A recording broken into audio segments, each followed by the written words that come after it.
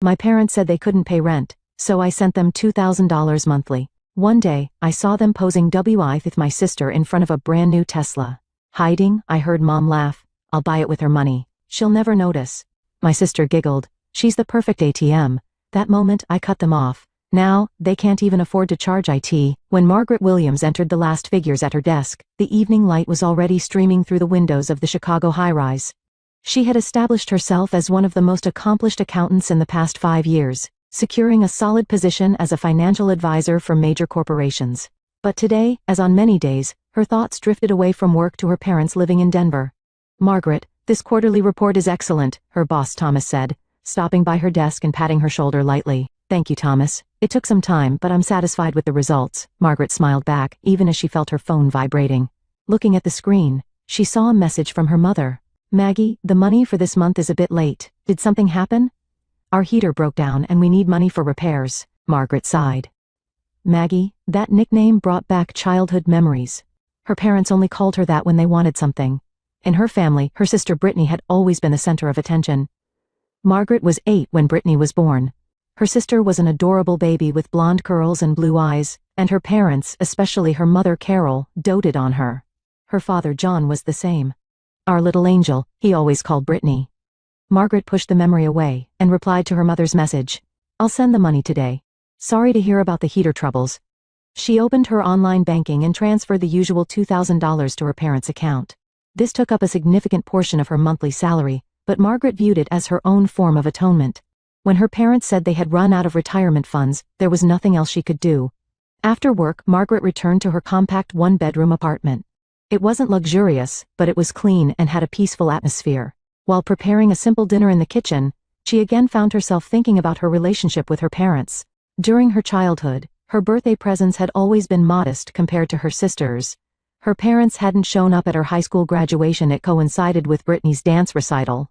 Still, she loved her family. And when she learned they were in financial straits, she didn't hesitate to offer support. As she was taking her meal out of the microwave, Margaret's phone rang. It was Brittany. "Maggie," a bright, cheerful voice exclaimed. "I heard from Mom that you sent money. You're truly the best sister ever." "You're welcome, Brittany," Margaret replied calmly. "I'm glad I can help our parents." "Yes, you're always so dependable," Brittany took a breath and continued. "By the way, have you seen my Instagram? I've started a new fashion blog. I'm getting more followers." Margaret smiled. Since graduating from college, Brittany had never held a steady job, focusing instead on building her social media presence. "I'll check it out, I promise," she replied. "How's the job search going?" There was a moment of silence on the other end. "Oh, that. I'm focusing on my blog right now. Besides, the job market in Denver is terrible, but don't worry, I'll find something soon." The conversation continued superficially as usual, with Margaret listening warmly to her sister's chatter. After hanging up, she ate her modest dinner while considering next month's budget. There were few luxuries for herself, but she was content. The satisfaction of helping her family was irreplaceable. The next morning, Margaret was filling out a vacation request form. She was planning to visit her parents for the first time in 6 months. She had already prepared gifts, a favorite whiskey for her father, perfume for her mother, and a designer scarf for Brittany. "Taking time off?" "That's unusual," her colleague Sarah asked, stopping by her desk. "Yes, I'm going to visit my parents. It's been a while." "That's nice. Denver is beautiful this time of year, isn't it?" "Yes, the mountains are truly spectacular." That afternoon, when Margaret emailed her parents about her visit, she received an unexpected reply. "We're a bit busy this weekend. Could you come another time?" Margaret frowned at the screen. Her vacation request had already been approved, and her flights were booked. She decided to call. "Mom, is something wrong? Why can't we meet this weekend?" Carol's voice sounded tense. "We have a packed schedule. I won't be able to give you proper attention." "That's fine. I just want to see you. I don't need to stay long." But Carol hesitated. "Is there something you're hiding?" Margaret asked intuitively. "Of course not." Carol raised her voice slightly. "We're just busy. But if you insist on coming, all right, I'll come as planned." "Don't worry," Margaret said calmly. After hanging up, she felt strangely uneasy. Why would her parents try to avoid her visit? On the plane to Denver, Margaret gazed at the clouds outside. As a child, she often looked up at the sky, imagining stories from the cloud shapes. Now she reflected on the irony of her life story.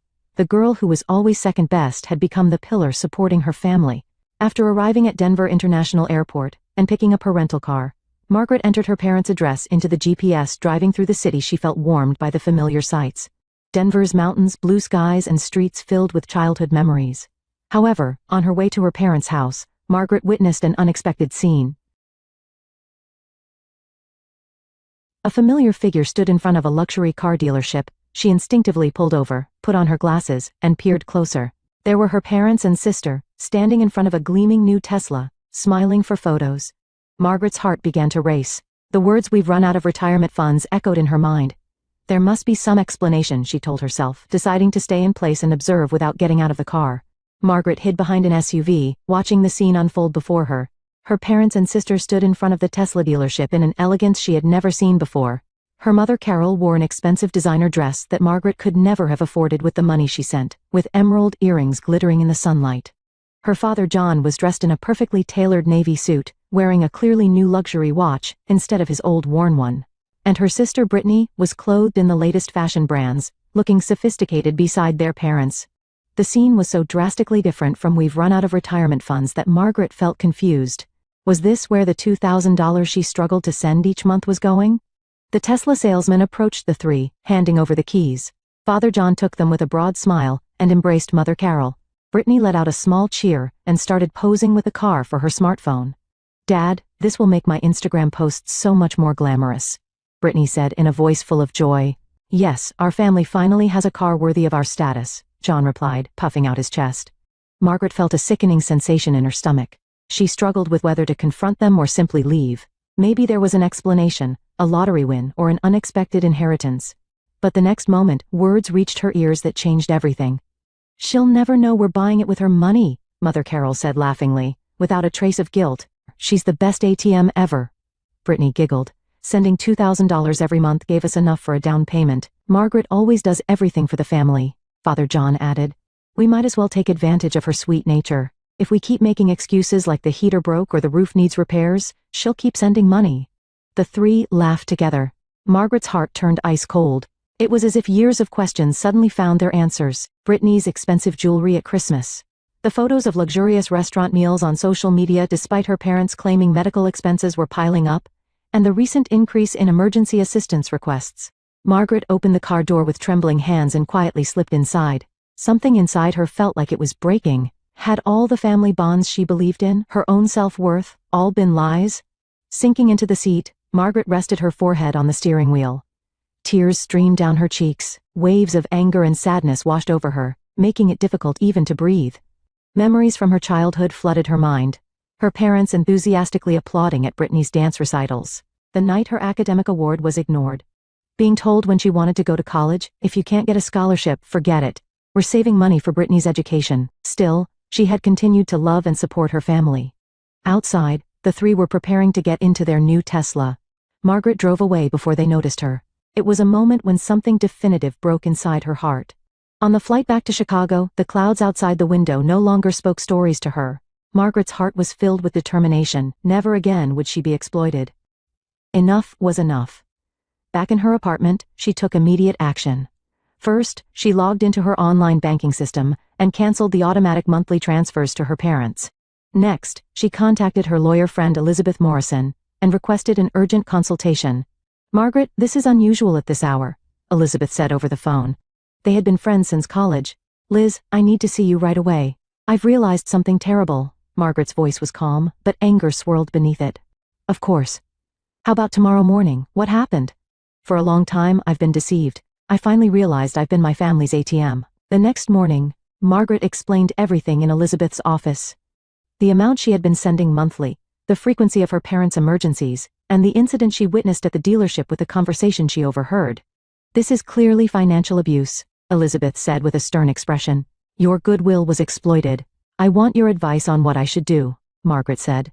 "Should I cut ties with them completely, or confront them?" Elizabeth chose her words carefully.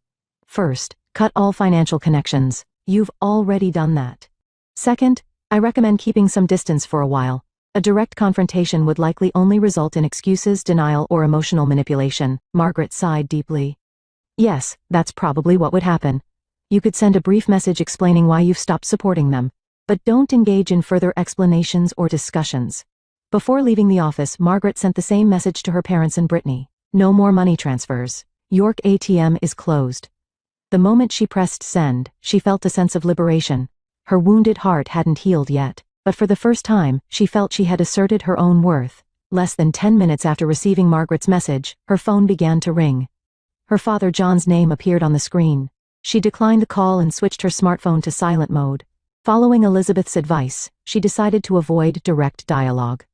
That evening, with Elizabeth's help, she took further measures. All emails from her parents and Brittany were automatically forwarded to a specific folder so they wouldn't immediately catch her eye. She considered changing her phone number, but realized it wasn't practical with so many work contacts. Instead, she added her family's numbers to her block list. "This should give you some peace for now," Margaret told Elizabeth. The two were having dinner at Margaret's apartment. "But they'll soon try to contact me through other means." "That's right," Elizabeth replied, raising her glass of red wine. "When the money flow stops, they'll panic, especially considering that Tesla loan." The next morning, as Margaret predicted, she received a call from her company's receptionist. "Ms. Williams, there's an urgent call from your parents. They've been calling repeatedly." "Thank you, Jessica," Margaret replied in a calm voice. "I'm sorry, but for personal reasons, I don't want to speak with them. If they call again, could you give them my lawyer Elizabeth Morrison's contact information?" The cheerful receptionist looked somewhat confused but nodded. "Understood, I'll let them know." In the afternoon, Margaret received a message from her mother Carol to her company email address. "Maggie, what's happening? Why can't we reach you suddenly? If it's about money, there might be a misunderstanding. Call me right away. I'm worried." She forwarded the email to Elizabeth and requested a draft reply. She wanted a calm legal perspective. 20 minutes later, Elizabeth sent a suggested response. "Mrs. Carroll, this is Elizabeth Morrison, the lawyer representing Margaret. All future communications with Margaret will be handled through me. Margaret witnessed the incident and conversation at the Tesla dealership in Denver, and the cessation of financial support is a result of that. If you have any questions, please contact my office." Margaret approved the reply and sent it. At least now her parents would understand what she knew. That evening, a flood of text messages began arriving from Brittany, sent from an alternative phone number. Margaret read the messages but didn't reply. Instead, she blocked Brittany's new number as well. The next morning, she temporarily deactivated all her social media accounts. Protecting her mental health was the priority. "Am I doing the right thing?" she asked Elizabeth a few days later as they had lunch together. "Sometimes I think I'm being too harsh." "Margaret?" Elizabeth looked at her with a serious gaze. "You've been exploited for years. Setting boundaries is self-defense, not punishment. The moment they treated you like an ATM, the family trust was already destroyed." Margaret silently picked at her salad. "But they're my family." "Yes. That's why this period is necessary. If there is to be true reconciliation, it can only happen after they acknowledge their actions and show genuine remorse." About 3 weeks after stopping her support, Margaret was working in her office when she received a message from their mutual friend Linda. "Brittany is causing a scene on social media. You might want to check it out." Driven by curiosity, Margaret temporarily reactivated her account and checked her sister's Instagram page. There was a series of posts. In the first post, Brittany appeared with a sad expression, accompanied by a long caption, "Facing a family crisis. My sister suddenly cut off all aid, and my parents are financially struggling. How can a blood sister abandon her aging parents? Please send prayers and support." The next post showed a photo of her parents' house with the text, "They might have to give up this house. My sister earns millions yet refuses to help." Margaret smiled wryly. She didn't earn millions. In fact, she had been cutting into her own savings to support her parents. Looking at the comments section, she found an unexpected development. Many of Brittany's friends had left questioning or critical comments. Margaret put down her smartphone and exhaled deeply. Brittany's performance seemed to be backfiring. "Lies always come to light eventually," she whispered to herself. That night, Margaret met with a psychological counselor for the first time. On Elizabeth's recommendation, she visited Dr. Julia Chen, who specialized in family issues. "Did I do the right thing?" Margaret asked at the end of the counseling session. "Ms. Williams," Julia answered slowly. "Rather than thinking in terms of right or wrong, let's consider what's necessary for your own health and well-being. Sometimes, strict boundaries are needed to break out of a pattern of exploitation that has lasted for years." Margaret took those words to heart. A month after she stopped her support, Elizabeth contacted her. "I heard from the Tesla dealership. Your parents have started missing loan payments. They're trying to contact you, but of course I've blocked them." "I see," Margaret replied calmly. Complex emotions swirled within her, but she felt less pain than before. "They really were dependent on my money." "It seems so," Carol said in her last call. "We truly can't even pay for charging." Margaret smiled ironically. Brittany, I'm sorry, but we can't hire you, the interviewer said across the table, causing Brittany to catch her breath. This was the third rejection this week. The interview at a small marketing firm in Denver had also ended in failure. But I have lots of social media followers. I heard that's important for marketing these days, she desperately argued. The female interviewer smiled tiredly. Your Instagram follower count is indeed impressive, but experience and skill sets are also important. And she hesitated for a moment, as if choosing her words. Your recent personal posts didn't align with our company's values. Brittany couldn't say anything. She hadn't expected her posts denigrating her sister to come back to her like this. Leaving the office, Brittany looked at her phone's contact list, once full of friends. But now, with the fragile foundation of her luxurious lifestyle crumbling, there were surprisingly few people she could contact. Returning to her apartment, she found her parents watching TV in the guest room.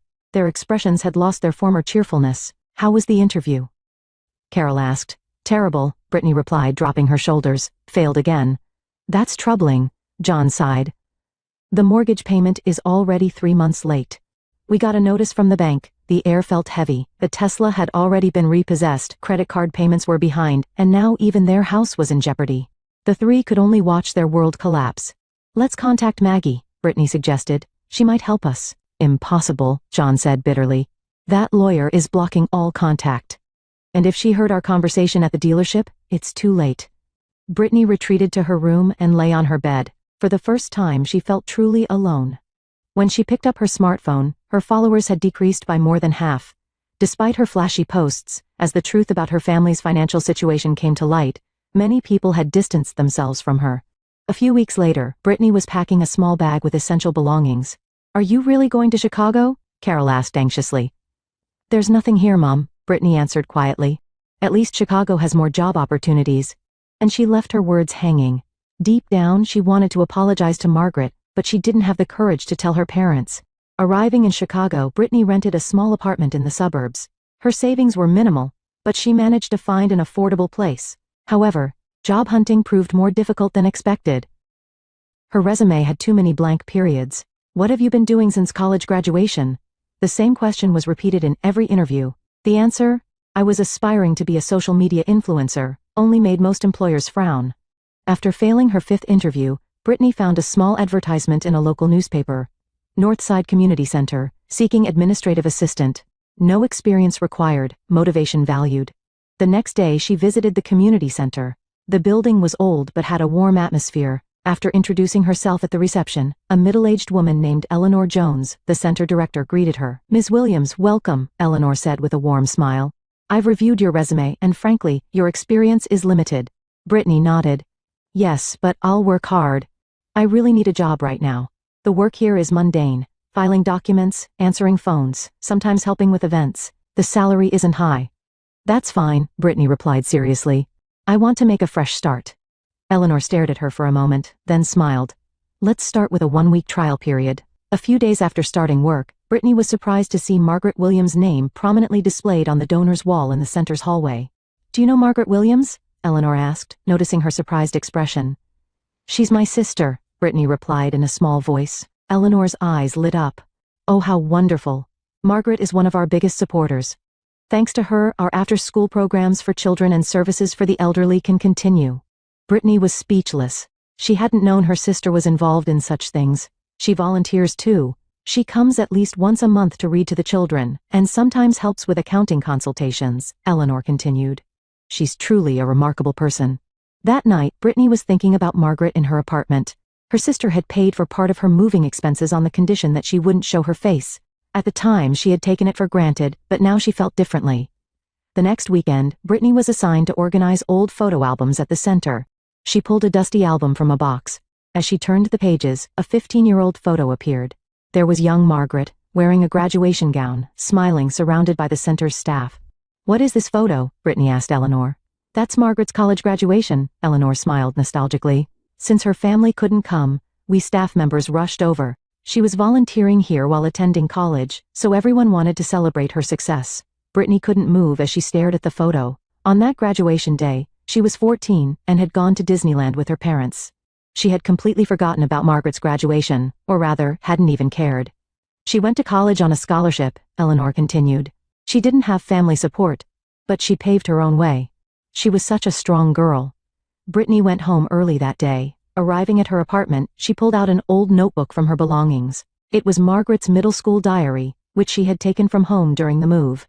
She had taken it half-jokingly then, but now she was curious about its contents. With trembling hands, she turned the pages and found young Margaret's anguish written there. Another dance recital for Brittany today. Dad and Mom bought her a new video camera. They didn't celebrate my science fair victory, but I'll try not to mind. Someday they'll recognize me. And on another page, Mom doesn't want to hear about my college plans. She said, "We need to save money for Brittany's future. But it's okay, I'll apply for scholarships. I'll definitely go to college and succeed on my own." Brittany felt her vision blur with tears. She closed the notebook and gazed out the window. The lights of Chicago floated in the night sky. Somewhere in that light, Margaret was there. She sat at her desk and took out some stationery. "Hi Maggie, this is Brittany. I have something to tell you." She began writing a letter but rewrote it many times. No words seemed sufficient to compensate for years of neglect and exploitation. In the end, she put the half-written letter in a drawer. She still didn't have the courage to send it. Chicago's winter was harsher than usual, and beautiful frost patterns decorated the windows of Margaret's apartment. A year had passed since she stopped providing support, and her life had changed quietly but surely. Her career as a private financial advisor was going well, and last year she had saved adequately for the first time. Without the remittances to her parents, she now had time and money for herself. She had started attending pottery classes on weekends and began the small stock investments she had dreamed of for years. Above all, there was a confidence in her eyes that hadn't been there before. She maintained a limited relationship with her parents. At Margaret's suggestion, they agreed to talk on the phone just once a month. They had sold their house and moved to a smaller apartment. The luxurious lifestyle was gone, and they now relied on Social Security benefits. The phone conversations were superficial and sometimes awkward. The luxurious lifestyle was gone, and they now relied on Social Security benefits. The phone conversations were superficial and sometimes awkward, but she was no longer exploited as before. The strict boundaries Margaret had set created an odd balance. While organizing the house, "I found many of your old photos," her mother Carol said during last month's call. Her voice had a rare tinge of regret. "Your science fair trophies and college transcripts too." "We?" Carol faltered. "We should have been proud of you." Margaret didn't know how to respond to those words. It was the recognition she had longed for years, but it seemed too late now. Still, a part of her heart was moved. On Christmas Eve, Margaret was volunteering at the Northside Community Center. At a celebration for children, she was in charge of reading picture books. As the last child left and the staff began cleaning up, she saw a familiar figure coming out of the office. It was Brittany. "Maggie." Brittany's voice trembled. For a long time they stared at each other without exchanging words. The memory of shared blood and the pain of broken trust hovered in that silence. "I heard from Eleanor that you work here." Margaret broke the silence. Brittany nodded. "For 9 months now. I hear about you a lot here too." "I see. Maggie, I want to tell you." Brittany struggled for words. "I am truly sorry, for using you, for making fun of you. I was the worst sister." Tears welled up in her eyes. Margaret didn't move. "I'm not asking for forgiveness," Brittany continued. "I just wanted you to know. I'm trying to change. Working here, I've started to understand the meaning of my actions for the first time." Margaret took a deep breath. In her heart, her painful past and hope for the future violently collided. "It will take time," she finally spoke, "to regain trust." "I understand," Brittany nodded slightly. But Margaret continued. "If you'd like, how about coffee next week? I have time to talk." A small light of hope lit up in Brittany's face. "Thank you." As they parted, they exchanged awkward but somehow warm smiles. The road to complete reconciliation was still long, but a small step had certainly been taken. As snow continued to fall quietly on the Chicago night, Margaret and Brittany each gazed out their windows in their respective places. Past pain and future possibilities intersected under the winter sky.